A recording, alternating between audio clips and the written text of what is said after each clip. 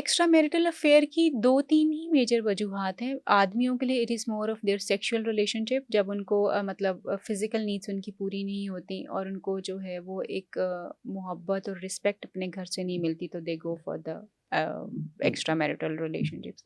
And for a woman it's purely कि जब उनकी इमोशनल नीड्स नहीं पूरी होती, जब वो जज़्बाती तौर पे सैटिस्फाई नहीं फ़ील करती अपने आदमियों के साथ, और फिर फाइनेंशियल नीड्स अगर पूरी नहीं हो पाती, हुँ, तो हुँ। एक्स्ट्रा मैरिटल रिलेशनशिप्स की तरफ जो है वो अच्छा, बहुत जाती सी हैं। ख़वातीन ऐसी भी हैं जो ये कहती हैं कि चलिए आप मुझे मेरा हक़ लाज़मी दें, अगर आपके बाहर में कोई बंदी है, आप रखें उससे कोई मसला नहीं। तो हाँ, ये थोड़ी-सी, क्योंकि हमने एक्सेप्टेंस दी हुई है इस चीज़ को कि जी हर औरत को ऑलमोस्ट पता ही होता है कि उसका शौहर बाहर क्या कर रहा है और क्या हुँ, चीज़ें हुँ। चल रही हैं।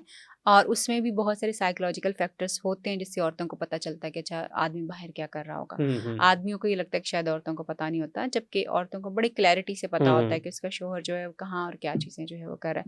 मगर क्योंकि वो खुद सेक्सुअली उतनी ज़्यादा एक्टिव नहीं होती, तो बस वो कबूतर की तरह आँखें बंद करके रखती हैं कि अच्छा जो चल रहा है ठीक है, घर तो नहीं आई ना, ये औरत हुँ। घर तो नहीं आई। और ये उनको क मसला उनके लिए तब होगा। ख़तरनाक है या ठीक है? ये आप अपना क्या इसमें ऑफ कोर्स ये खतरनाक है, आपका रिलेशनशिप डैमेज हो रहा है, आप अपने हुँ, रिलेशनशिप को ख़राब कर रही हैं, और अल्टीमेटली आपका हस्बैंड और आपका ताल्लुक सिर्फ़ जो है वो पैसे का ताल्लुक एक रह जाता है, हुँ, या फिर बिल्कुल वो ऐसे सिर्फ़ एक बाप और माँ का ताल्लुक रह जाता है। वो जो एक स्पाउसल रिलेशनशिप आपका होता है, वो उसका कहीं और बन जाता है।